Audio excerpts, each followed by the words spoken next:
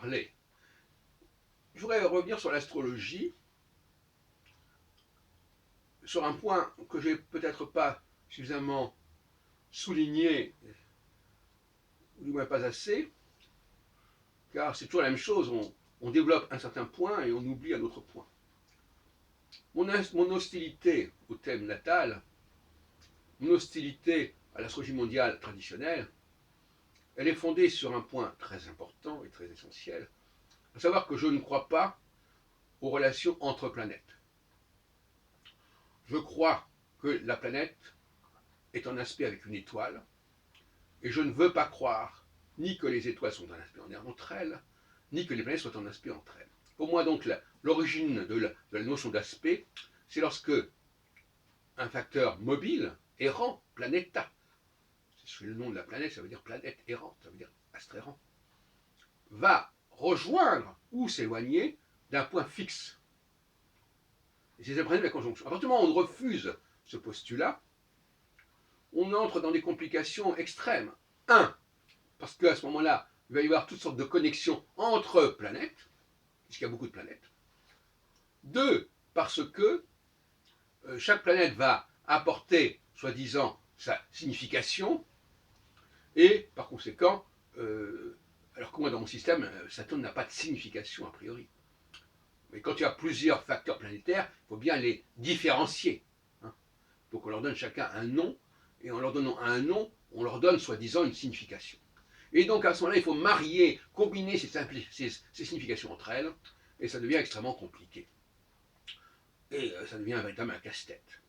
Voilà les vraies raisons de mon hostilité à tous les discours, que ce soit de Le Noble, de Barbeau ou de qui que ce soit. Quand on parle d'un cycle entre deux planètes, je dis non, arrêtez, halte là. Quand on me parle d'un thème astral avec tel aspect entre deux planètes, je dis halte là, stop. Voyez-vous ? Il faut revenir à cette idée que l'aspect est là pour relier ce qui est fixe et ce qui est mobile. Et même un aspect entre Soleil et Lune, c'est déjà un aspect entre deux éléments mobiles. On peut toujours nous dire, bien sûr, que les étoiles avancent, etc. Elles avancent tellement lentement qu'on peut dire qu'elles sont quasiment fixes, ce n'est pas le problème. En revanche, le Soleil, il avance suffisamment, puisque d'un mois sur l'autre, il aura avancé de 30 degrés. Bon, c'est pas rien. Alors que d'une année sur l'autre, une étoile fixe, elle avance de moins d'1 degré.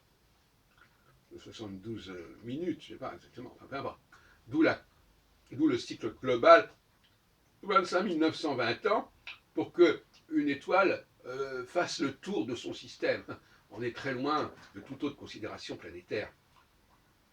Voilà ce que je voulais vous dire, que je voulais vous rappeler, c'est la nécessité d'une hétérosexualité, je dirais, en tout cas d'une connexion entre deux facteurs qui sont complètement, radicalement distincts et qui ne sont pas du tout dans le même plan astronomique, d'ailleurs, il faut le dire clairement. Enfin, les étoiles sont beaucoup plus éloignées de nous que les planètes, mais c'est un argument qui peut valoir pour les astronomes, mais pour les astrologues, ça n'a pas de valeur, parce que pour l'astronomie, ce qui est important, c'est le visuel, c'est le signal, et donc par conséquent, le signal, c'est qu'à un moment donné, en apparence peut-être, mais le signal, et c'est ça, et nous sommes dans une sorte de problématique pavlovienne, ce signal, il nous dit, effectivement, il y a une conjonction entre une étoile et une... C'est-à-dire, la notion même de conjonction, ça veut dire effectivement étoile avec planète.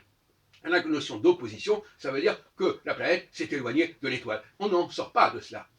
Et c'est ça la base même de la cyclologie alpha-oméga. J'emploie le mot cyclologie pour la distinguer de l'astrologie, parce que, au fond, à part cette notion de Saturne et des 4 étoiles fixes royales, qui sont abandonnées par l'astrologie aujourd'hui, il y a très peu de choses de l'astrologie que je récupère. Donc je préfère de parler de cyclologie alpha-oméga jusqu'à preuve du contraire, jusqu'à nouvel ordre.